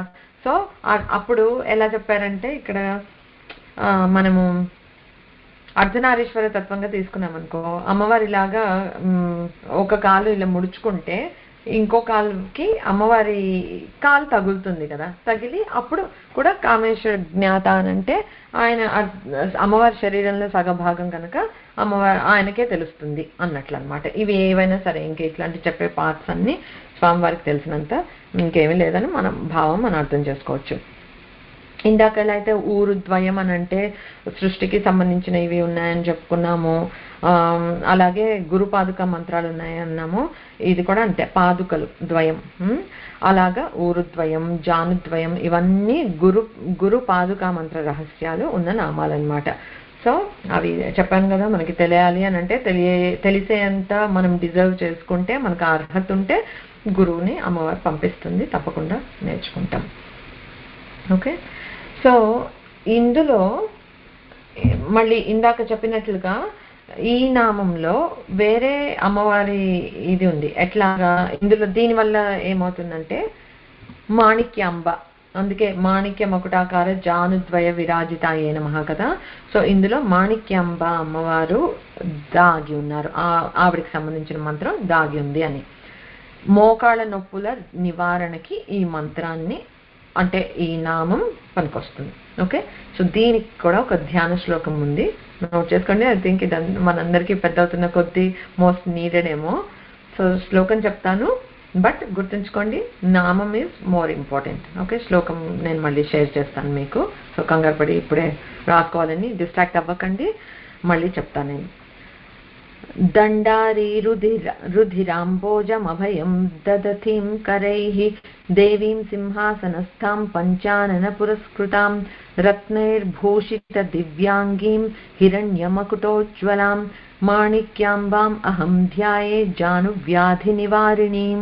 సో జానువ్యాధిని నివారించగలిగే నామం ఇదన్నమాట.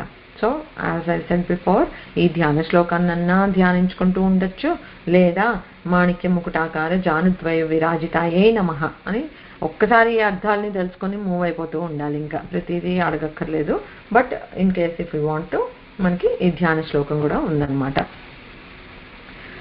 నెక్స్ట్ నామం ఏంటంటే ఇంద్రగోప పరిక్షిప్త స్మరతూనాభ జంఘిక. ఇది ప్రొనౌన్సియేషన్ ఒకటి కరెక్ట్గా చూసుకోండి, plus important again not to pass చేస్తే మీనింగ్ మారిపోతుంది. ఇప్పుడు ఇంద్రగోప పరిక్షిప్త, యూజువల్గా ఎలా ఉంటుంది కొన్నిసార్లు మనకి, ఎందుకు ఇది చెప్తున్నానంటే షోడశాక్షరి మంత్రము బ్రేక్ వద్దు అని, పాజెస్ కరెక్ట్గా లేకపోతే మీనింగ్ మారిపోతుంది. అండ్ మనకు ఉండే బ్యాడ్ హ్యాబిట్ ఏంటంటే ఒక టెంపోలో మనం వెళ్తూ ఉంటే దానికి తగ్గట్టుగా ఆ మధ్యలో బ్రేక్ ఆటోమేటిక్గా వచ్చేస్తుంది, మనం ఇంటెన్షనల్గా పెట్టకపోయినా. సో ఎలా చదివే అవకాశం ఉందంటే ఇంద్రగోప పరిక్షిప్త స్మరతూనాభ జంఘిక అని అలా పాజ్ ఇచ్చి చదివే అవకాశం ఉంది. అలా కాకుండా ఇంద్రగోప పరిక్షిప్త స్మరతూనాభ జంఘిక మొత్తం ఒకటే చదివేసేయాలి. ఇంద్రగోపములు అంటేట ఆరుద్ర పురుగులట. అంటే అవి నేను యాక్చువల్లీ గూగుల్ చేసి చూసాను, ఆరుద్ర పురుగులు అంటే ఏంటి అని. అవేవో రెడ్ వెల్వెట్ మైట్స్ అంటాయట, లేడీ బగ్ లాగా ఇంత బుజ్జిగా ఉన్నాయి, బాగా రెడ్గా ఉన్నాయి, మెరిసిపోతున్నాయి ఎర్రగా. ఓకే, సో ఇంద్రగోపములు అంటే ఆరుద్ర పురుగులు. పరిక్షిప్త అంటే చుట్టూతా స్టడెడ్గా పొదగబడి ఉన్నాయి అన్నట్టుగా ఊహించుకోండి. స్మరతూణాభ జంఘిక. స్మరతూణం అంటే, స్మర అంటే మన్మధుడు, గుర్తుంచుకోండి, చాలాసార్లే వస్తుంది మనకి ఇది. స్మర అంటే మన్మధుడు, స్మరతూణ అంటే మన్మధుడి యొక్క అమ్ముల పొది. ఓకే, ఆభ అంటే వెలిగిపోతున్న జంఘిక, జంఘములు కలది. జంఘములు అంటే కిందకు వచ్చాం మనం ఇప్పుడు, ఈ తొడలు ఈ హిప్స్ అయిపోయింది కదా, కిందకి మోకాళ్ళు అయిపోయింది, కింద కాళ్ళ దగ్గరకు వచ్చాము అంటే పిక్కలు, కావ్స్ ముందు భాగం, ఆ కాళ్ళ గురించి, lower part of the legs గురించి ఇక్కడ ఉందన్నమాట. సో వీటికి ఇంద్రగోపములు అని అంటే వాటికి ఆ పేరు ఎందుకు వచ్చిందంటేట, అవి చాలా చిన్నగా ఉంటాయి కదా, ఇట్స్ ఈజీ. వర్షం పడితే ఆ వర్షం తాకిడికి నీటి చుక్కలు తగిలి కూడా చచ్చిపోతూ ఉంటాయి కొన్ని, అలా అంత అర్భకంగా ఉంటాయి అన్నమాట. సో వాటికి ఇంద్రుడు రక్షణ కల్పిస్తాట, వర్షానికి అధిదేవత ఇంద్రుడు కదా, సో వర్షం పడినా కూడా మీరు చావర్లే అని కాపాడుతూ ఉంటాట. అందుకని వాటికి ఇంద్రగోపులు అని పేరు వచ్చింది. గోప అనే మీనింగ్ ఏంటంటే కాపాడటం అనేది ఒక మీనింగ్ అన్నమాట.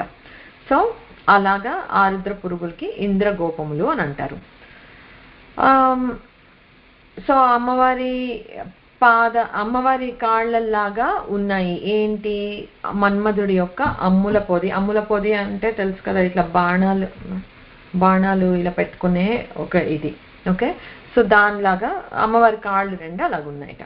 ఓకే, అవి ఎలా ఉన్నాయంటే ఎర్రగా. మన్మధుడిది ఇక్కడ ఇంద్రగోపాలని ఎందుకు తెచ్చారు ప్రస్తావనలోకి అని అంటే, స్మరతూణ అని చెప్పారు కదా, అంటే మన్మధుడి బాణాలు అమ్ముల పొది కదా.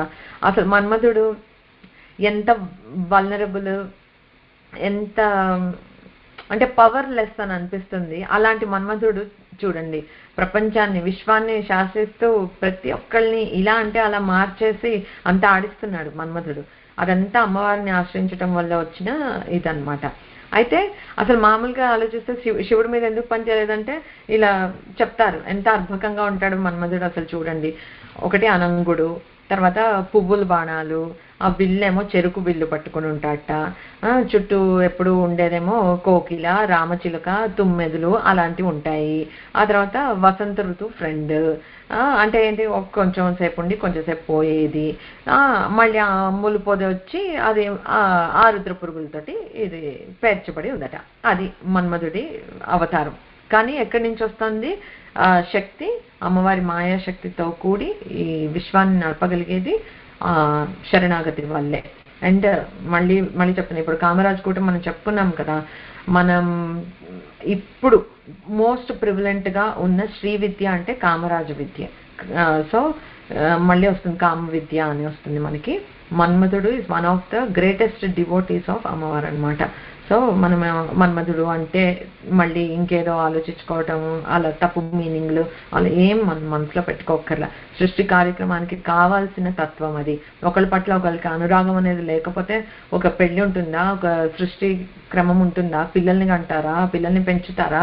ఈ బంధాలు, ఆప్యాయతలు, అనురాగాలు ఎక్కడి నుంచి వస్తాయి? సో అవన్నీ చాలా నీడెడ్ కనుక అంత ఇంపార్టెంట్. అమ్మవారు కూడా ఆశ్రయం అందుకు ఇచ్చింది. అమ్మవారు ఎవరికి పడితే వాళ్ళకి ఏం ఆశ్రయం ఇచ్చేది కదా, అలా అనమాట. దీనికి శివానంద లహరిలో శ్లోకం ఏంటంటే, పరాజేతుం రుద్రం ద్విగుణశరగర్భౌ గిరిసుతే నిషంగౌ జంఘేతే విషమ విశిఖో జాఢమకృతా యదగ్రే దృశ్యంతే దశశరఫలాః పాదయుగళీ నఖాగ్రచ్చద్మానః సురమకుటశానైకనిశితాః.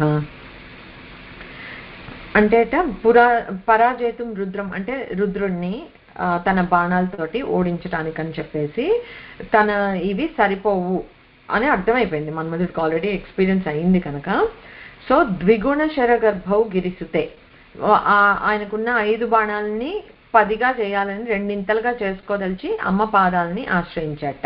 ఓకే, సో అమ్మ పాదాలని ఆశ్రయించి తర్వాత అమ్మ ఈ కాలి పిక్కల్నే తన అంబుల పొదులుగా చేసుకున్నట్ట. అమ్మ కాలి వేళ్ళు ఉన్నాయి కదా 5 10, ఇప్పుడు 10 బాణాలు అయ్యాయట. మామూలుగా అయితే 5 ఉండేవిట, ఇప్పుడు అమ్మవారిని ఆశ్రయించడం వల్ల 10 బాణాలు అయ్యాయట. ఎట్లాంటి బాణాలు అవి? అమ్మవారి కాలి వేళ్ళు అంటే. తర్వాత ఆ కాలి వేళ్ళకి గోళ్ళు ఉన్నాయి కదా, ఆ గోళ్ళు బాణానికి ఇట్లా అంచుగా ఇలా షార్ప్గా ఉంటాయి కదా, అవి ఈ గోర్లట, అమ్మవారి పాదాలకున్న గోర్లు. తర్వాత అది మళ్ళీ షార్ప్గా ఉండాలి కదా, లేకపోతే ఫ్లాట్గా ఉంటే దాని ఉపయోగం ఏంట బాణం ఉండటం వల్ల అని.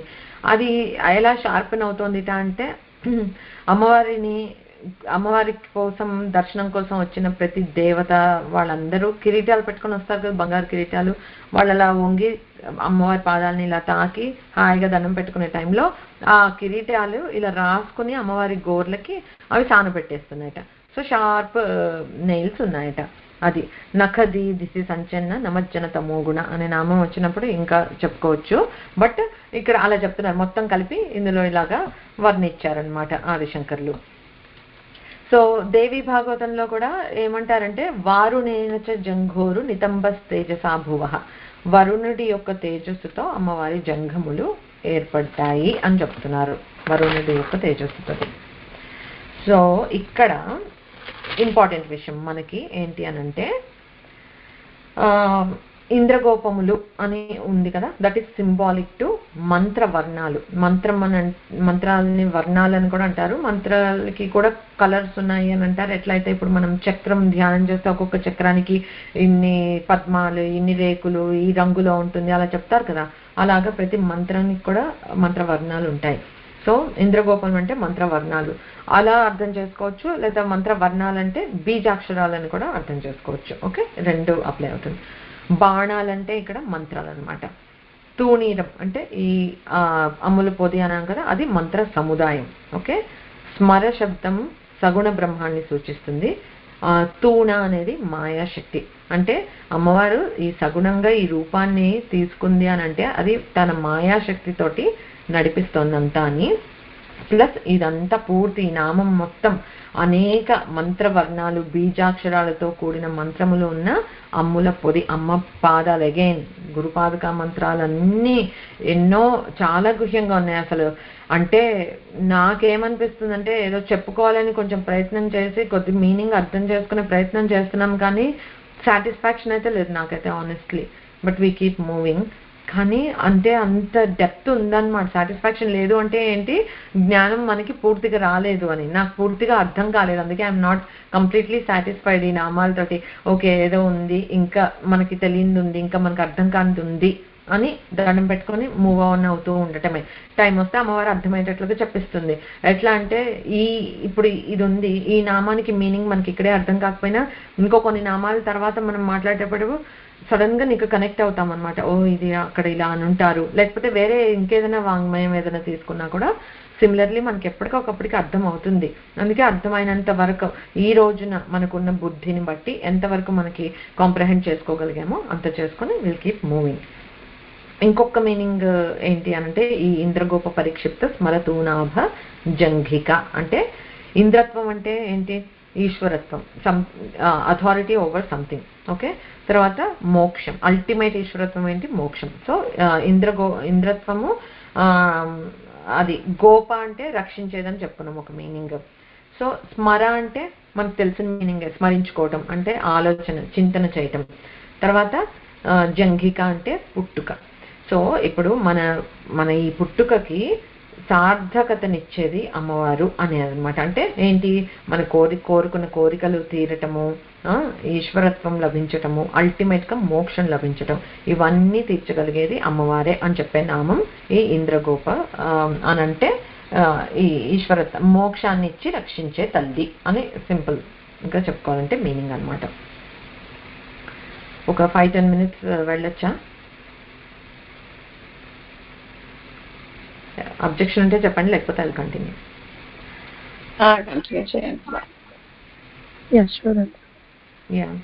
సో నెక్స్ట్ నామము ఇక్కడ గూఢగుల్ఫ కూర్మపృష్ఠ జైష్ణు ప్రపదాన్విత.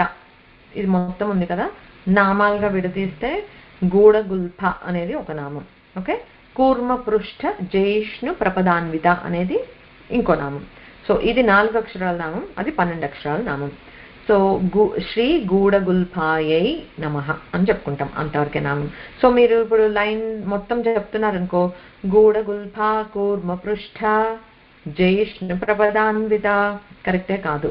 సో ఇఫ్ యూ మనం ఎలా పాజ్ చేయాలంటే గూఢగుల్ఫ కూర్మపృష్ఠ జైష్ణు ప్రపదాన్విత, ఈ మొత్తం కలిపి ఒక లైన్ లాగా చెప్పాలి. ఓకే, గూఢం అంటే మనకు తెలుసు రహస్యమైన, గూఢాచార్య అని అంటుంటాం కదా. సో గూఢం అంటే రహస్యమైన, నిండైన అనే మీనింగ్ కూడా ఉంది. గుల్ఫములు అంటే చీలమండలు అంటే ఏంటి, మన యాంకిల్ దగ్గర బోన్ ఉంటుంది కదా out side of the feet లో, అవి చీలమండలు అనమాట, హార్డ్ గా ఉంటాయి. ఓకే, సో ఇక్కడ ఈ గూఢగుల్ఫాయ నమః అంటే ఈ రహస్యంగా ఉన్న గుల్ఫములు కలది అమ్మవారు అని చెప్పి. అంటే రహస్యంగా అంటే కనిపించట్లేదు. ఓకే, ఇందాక చెప్పుకున్నాం కదా ధ్యాయేత్ పద్మాసనస్థం కదా అమ్మవారు. అలా అమ్మవారు పద్మాసనంలో కూర్చున్నప్పుడు ఏమవుతుంది, అలా కూర్చోవటం వల్ల అసలు నీకు ఆ గుల్ఫాలు 2 కిందకి వెళ్ళిపోయాయి, అసలు ఎక్కడ కనిపించట్లేదు. మోకాలకి కనీసం ఒక ఆకారంలా కనిపించింది, కానీ ఈ గుల్ఫాలు అండర్ ఉన్నాయి కనుక గూఢం, అసలు కనిపించలేదు అని. సో గూఢగుల్ఫ అంటే అలా పద్మాసనంలో కూర్చుండటం వల్ల 2 కాళ్ళు ముడుచుకొని అసలు అమ్మవారి చీలమండలం అనేది కనిపించకుండా గూఢంగా ఉన్నాయి అని. అండ్ ఇంకో కొన్ని చోట్ల చూస్తాము అమ్మవారు ఒక కాలు ముడుచుకొని ఒక కాలు కిందకి చక్కగా వెళ్ళాడేసుకుని ఉంటుంది, ఆ చక్కగా ఒక కాలు మనకి దర్శనం అక్కడ అవుతుంది అనమాట. అలా ఉన్నప్పుడు కూడా అమ్మవారి గుల్ఫం అనేది ఎప్పుడు కనిపించదు, ఎందుకంటే చీరతోటి కవర్ అయిపోయి ఉంటుంది ఆ పార్ట్ వరకు. సో అగైన్ ఇక్కడ చెప్పేది ఏంటంటే పతివ్రత లక్షణము అండ్ మనకి చెప్పేది అక్కడి వరకు కవర్ అవ్వాలి. అందుకే చీరలు మనకు అలా వచ్చింది ఏంటంటే ఆ చీల మండలు కూడా కవర్ అవ్వాలి అన్నట్లు అనమాట. సో అది సో గూఢగుల్ఫాయై నమః అని చెప్పుకుంటాం. సో పతివ్రత లక్షణాన్ని చెప్పుకుంటున్నారు. ఇక్కడ ఇంకొక డీప్ మీనింగ్ ఉన్నది ఏంటి అని అంటే, ఇప్పుడు ఇమాజిన్ ఇప్పుడు పద్మాసనంలో అమ్మవారు కూర్చున్నప్పుడు ఇలా ఈ 2 కాళ్ళు ఇలా కొంచెం క్రాస్ అయినప్పుడు ఈ గుల్ఫాలు 2 ఒక పార్ట్ లో సెంటర్ అవుతున్నాయి, విచ్ ఈస్ అవర్ ఏంటి గుహ్యస్థానం అని అందాం. అమ్మవారి గుహ్యస్థానానికి దగ్గరగా ఉన్నాయన్నమాట అవి. సో ఇక్కడ ఏం చెప్తారంటే ఒకటి గురుపాదుక మంత్రాలు వీటన్నిట్లో ఉన్నాయి. సో అది కంటిన్యూ అవుతుంది. ఈ గుహ్యస్థానం అనేది రత్నమణి చింతామణి అని ఊహించుకుంటే మనం ఆ గుల్ఫాలు రెండిటికి సంధిస్థానం ఇలా జరుగుతుంది. సో ఇక్కడ ఏముంది ప్రత్యేకించి ఈ నామంలో ఆ గూఢంగా ఉన్నది, లేకపోతే ఇప్పుడు గుహ్యస్థానం అని అన్నాను కదా, అది ఏం డినోట్ చేస్తోంది అంటే చండీ మంత్రం ఉందట ఈ నామంలో. సో ఏమంటారంటే ఆ మధ్యవర్ణం అంటే ఆ గుహ్యస్థానం ఏదైతే ఉందో ఇలా పద్మాసనంగా మనం పెట్టుకున్నప్పుడు ఆ సెంటర్ పార్ట్ గుహ్యస్థానం దగ్గర చింతామణి, మిగతావన్నీ అష్ట ప్రకృతులు. సో 8+9 నవార్ణ మంత్రం చండీ మంత్రం కి సంబంధించిన జ్ఞానం ఇందులో ఉంది. So it's not like just hinting అని ఇంకా ఏదో మనకు తెలియని జ్ఞానం ఉంది. మనకు తెలిసినంత వరకు ఏంటంటే గూఢగుల్ఫ, ఎస్ అమ్మవారి ఈ యాంకిల్స్ గురించి మాట్లాడుతున్నారు, కానీ అక్కడితో ఆగిపోలేదు. దాంట్లో నవార్ణ మంత్ర చిహ్నాలు ఉన్నాయి అండ్ గురుపాదుక మంత్రాలు ఉన్నాయి. అంత డెప్త్ ఉంటుంది అనమాట. సో ఇది కంప్లీట్ చేసేసి ఆపేద్దాం. కూర్మపృష్ఠ జయిష్ణు ప్రపదాన్వితాయై నమః అనేది 12 అక్షరాల నామం. అయితే కూర్మపృష్ఠం అంటే తాబేలుకి పైన డిప్ ఉంటుంది కదా, వెరీ హార్డ్ షెల్. ఓకే, ఇలా బోర్లు ఇచ్చినట్లు ఉంటుంది, నున్నగా వెరీ సాఫ్ట్గా ఉంటుంది, ఇలా బోర్లు ఇచ్చినట్లు ఉంటుంది అనమాట. అది కూర్మ పృష్ఠం అంటే పృష్ఠభాగం అంటే బ్యాక్ ఆఫ్ ద తాబేలు. అది జయిష్ణు అంటే దాన్ని జయించేటట్టుగా ఉంది అని అంటున్నారు. కూర్మ పృష్ఠ జయిష్ణు ప్రపదాన్విత. ప్రపదాన్విత అంటే అమ్మ పాదాలు అనమాట. ఇవే పాదాలని అనుకుంటే పాదాల పైన ఇక్కడ ఉంటుంది కదా, దీన్ని ఆ ప్లేస్ పాదాగ్రాలు అని అనుకున్నాం. ఆ పాదాగ్రాలు ఇలా చక్కగా ఇలా బోర్లు ఇచ్చినట్లు తాబేలు డిప్పలాగా ఇలా ఎత్తుగా ఉంటాయి కదా మనకు కూడా, అలా ఎత్తుగా ఉండి తాబేలు డిప్పలాగా ఉన్నాయి, నున్నగా ఉన్నాయి అని చెప్పారు. అయితే దానికి అమ్మవారి పాదాలు అలా గట్టిగా ఉండవు కదా, అంత గట్టిగా ఉండవు కదా. అమ్మవారు అంటేనే లాలిత్యం. సో మనం ఏం చెప్పాలి, అందుకని ఇట్స్ మోర్ ఇంపార్టెంట్. కూర్మపృష్ఠ దగ్గర ఆపితే ఓ అమ్మవారి పాదాలు అలా ఉన్నాయి దగ్గర అంటే కూర్మపృష్ఠ అమ్మవారు అలా ఉంది అన్నట్లుగా అయిపోతుంది, అలా ఉబ్బెత్తుగా హార్డ్గా అని. సో అందుకని ఇట్స్ మోర్ ఇంపార్టెంట్. అయితే ఏం చెప్తున్నారనంటే ఇక్కడ ఈ పాదాగ్రాలు అలా ఉన్నాయి, చూడటానికి ఇలా తాబేలు డిప్ప బోర్లు ఇచ్చినట్లుగా ఉన్నాయి, నున్నగా ఉన్నాయి, కానీ వాటిని జయించేటట్టుగా ఉన్నాయి. ఎందులో లాలిత్యంలో మృదుత్వంలో జయించేటట్లు ఉన్నాయి. సో అలా కంపేర్ చేస్తున్నాం కానీ మళ్ళీ కాదు అన్న ధోరణికి వచ్చారనమాట మళ్ళీ ఇక్కడ వశన్యాది వాగ్దేవతలు. అయితే మన ఆదిశంకరులు ఏం చేశారు, ఆయన ఏం చెప్పారనంటే పదం తే కీర్తీనాం ప్రపదమపదం దేవి విపదాం కథం నీతం సద్భిః కఠినకమఠీ కర్పరతులాం కథం వా పాణిభ్యాం ఉపయమనకాలే పురభిదా యదా దాయన్యస్తం దృశది దయమానేన మనసా. అయితే అమ్మవారు ఏమంటున్నారంటే ఆయనకి నచ్చలేదు ఆ వశన్యాది వాగ్దేవతలు ఇలాగా కూర్మ పృష్ఠంతో కంపేర్ చేయడం అనేది ఆయనకి నచ్చలేదు. అలా ఎలా ఇంతమంది దేవతలు ఇంతింతమంది ఋషులు అలాంటి వాళ్ళు ఆశ్రయించి వాళ్ళ ఆ పాదాలను ఆశ్రయిస్తే చాలు ఆపదలన్నీ దూరం అయిపోతూ అంత ఇదిగా సత్కీర్తుల్ని వాళ్ళకి ఇచ్చి అంతగా ఆశ్రయించి అసలు చెడు దరి చేరకుండా ఉండే శుభవాకిళ్ళు లాంటివి అలాంటి అమ్మవారి పాదాలు అవి చిగురుటాకుల్లో అంత మెత్తగా ఉంటాయి. అసలు అటువంటి పాదాలు శివుడే ఎంత ఇబ్బంది పడ్డాట ఏంటి అదేంటి పెళ్ళప్పుడు ఇలా కాలు ఎత్తి సన్నికల్లు మీద పెట్టి మట్టెలు తొడిగే ఇది ఉంటుంది కదా, అప్పుడే అంత సుకుమారంగా ఉన్న పాదాన్ని తీసుకుని జాగ్రత్తగా పెట్టి శివుడే అంత ఇదిగా ఉన్నాడు. అసలు అలాంటి పాదాలని ఇంత కఠినమైన తావేటి డిప్పతోటి అలా ఎలా పోల్చారో అని ఆయన ఇలా ఆశ్చర్యపోతున్నట్లుగా అలా చెప్పారనమాట. మరి ఆయన ఆశ్రయించి ఎప్పుడు ఉండేది ఉండాలని అనుకునేది ఆ అమ్మవారి పాదాలే కదా. మరి అంత మృదువైన పాదాలు ఆయన దర్శించి స్పృశించే అదృష్టం కూడా ఉందేమో. సో అందుకని ఆయన అస్సలు ఒప్పుకోలేకపోయారు ఇంత కఠినంగా ఎగ్జాంపుల్ ఇస్తూ ఉంటే.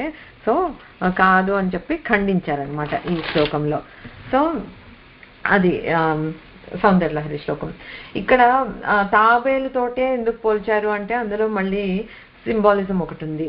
ఏంటి అని అంటే ఇప్పుడు మనకందరికి తెలిసిందే క్షీరసాగర మథనం జరిగినప్పుడు మందర పర్వతాన్ని యూజ్ చేసి దేవతలు అసురులు అందరూ మధిస్తుంటే బరువైన పర్వతం కదా మందర పర్వతం, ఏం మాటలా, అది అలా సింక్ అయిపోతూ ఉంటే వాళ్ళందరూ ప్రార్థించి విష్ణుమూర్తిని ప్రార్థిస్తే ఆయన ఆది కూర్మంగా వచ్చి ఆ కూర్మావతారం ఆయన వీపు డిప్ప మీద ఆ మందర పర్వతాన్ని నిలిపితే వాళ్ళు హ్యాపీగా చిలుపుకున్నారు. సో ఆ బేస్ ఆ ఆశ్రయాన్ని ఇచ్చారనమాట.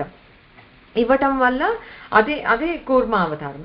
సో ఇప్పుడేంటి, ఈ భౌతికమైన సంసారంలో మనలాంటి వాళ్ళందరూ మునిగిపోతూ ఉంటే ఈ పాదాలని ఆశ్రయిస్తే ఉద్ధరించి ఆశ్రయించగలిగే గుణం అమ్మవారి పాదాలకు ఉంది కనుక అలా తాబేలుతోటి కంపేర్ చేస్తారు కూర్మంతో అనమాట. సో ఆది కూర్మం ఎప్పుడో ఒక్కసారి ఒక ఈవెంట్కి అలా ఉద్ధరించింది, కానీ అమ్మవారు మాత్రం అమ్మవారి పాదాలని ఆశ్రయించిన ప్రతి ఒక్కళ్ళని ఏమీ డిస్క్రిమినేషన్ అనేది లేకుండా ఎప్పుడు అలాగా ఉద్ధరిస్తూనే ఉంటుంది. అండ్ ఉద్ధరించడం ఎప్పుడు అని అనటంలో ఏంటంటే మనకు ఇవాళ ఈ పూట బుద్ధి వచ్చేసింది అని అనేసుకుంటాం, మళ్ళీ రేపో ఎల్లుండో సంథింగ్ హ్యాపెన్స్ అంటే ఆ పరిపక్వత మనలో లేనంత వరకు మళ్ళీ మనం నేర్చుకుంటూ ఉంటాం, లెసన్స్ నేర్చుకుంటూ ఉంటాము, అమ్మవారి పాదాలు పట్టుకుంటూ ఉంటాము, క్షమించమని అడుగుతూ ఉంటాము, అమ్మవారు ఉద్ధరిస్తూ ఉంటుంది. అలా మల్టిపుల్ టైమ్స్ అమ్మవారు ఉద్ధరిస్తూనే ఉంటుంది ఎప్పుడు అమ్మవారిని నమ్ముకుని ఆ పాదాలని శరణాగతితో ఆశ్రయించిన వాళ్ళకి. ఓకే, సో అందుకని ఆ కూర్మ పృష్ఠంగా కంపేర్ చేశారు అనేది ఒక సింబాలిజం. ఇంకొక లాస్ట్ మీనింగ్ ఏంటి అని అంటే ప్రపదం అనే పదాన్ని వాడారు ఇక్కడ. ఒకటి మళ్ళీ చూసారు కదా, ఇవన్నీ ద్వయం అని వచ్చేవన్నీ గురుపాదుక మంత్ర సంకేతాలే అనమాట. ఇక్కడ కూడా పాదద్వయం. ఓకే, ప్రపదాన్విత అంటే రెండు. ఓకే, ఇప్పుడు ప్రపదం అంటే ఒకటి పాదాగ్రం అనేది ఒకటి మీనింగ్ మనం చెప్పుకున్నాం కదా. ఇంకొక మీనింగ్ ఏంటి, మామూలుగా పదం అనే వాటికి ఒక వర్డ్ ఒక వాక్యం అనేది మనకి అందరికి తెలిసిన మీనింగ్. ప్రీఫిక్స్ ఎప్పుడైనా సరే మనం అని పెట్టాము అని అంటే ప్రశస్తమైన లేకపోతే ప్రధానమైన అలాంటి మీనింగ్స్ యాడ్ అవుతాయి అనమాట. ఇట్స్ లైక్ అన్ యాడ్జెక్టివ్, దాని వాల్యూ ఇంకా పెరిగిపోతుంది యాడ్ చేయడం వల్ల. ఓకే, సో అలాంటి ప్రశస్తమైన వాక్యాలు, ప్రపదాన్విత అంటే ప్రశస్తమైన వాక్యాలతోటి వెలిగిపోతుంది అమ్మ. ఏమిటి ఆ ప్రశస్తమైన వాక్యాలు, ఇక్కడ గుల్ఫాలు రెండు, ఇది మొత్తం ఒకటే లైన్లో ఉంది కూడా చూసారు కదా. ఆ రెండు గుల్ఫాలు, ఈ రెండు పాదాగ్రాలు, ఇవి 4 ప్రపదాలు అంటే 4 పదాలు అనమాట. అవి ఏమిటి అని అంటే 4 వేదాల్లో సంబంధించిన వేదాంత ఉపనిషత్ వాక్యాలు. ఈ అహం బ్రహ్మస్మి, తత్వమసి, ప్రజ్ఞానం బ్రహ్మ, అయమాత్మ బ్రహ్మ, ఈ 4 మహావాక్యాలు అని అంటారు. ఆ మహావాక్యాలకి ఈ సింబాలిజం ఈ గుల్ఫాలు అంటే చీలమండలాలు అండ్ ఈ పాదాగ్రాలు అనమాట, ఈ 4 ఉపనిషత్ వాక్యాలు.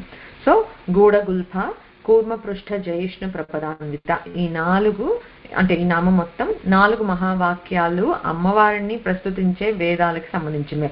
సో అమ్మవారికి నిరంతరం వేదాలు అమ్మవారిని కూడా స్తుతిస్తూ ఉంటాయి.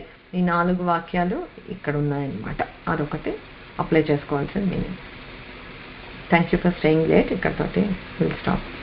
ఓం పూర్ణమదః పూర్ణమిదం పూర్ణాత్ పూర్ణముదచ్యతే పూర్ణస్య పూర్ణమాదాయ పూర్ణమేవావశిష్యతే. ఓం శాంతి శాంతి శాంతి. హరి ఓం. శ్రీ గురుభ్యో నమః. హరి ఓం.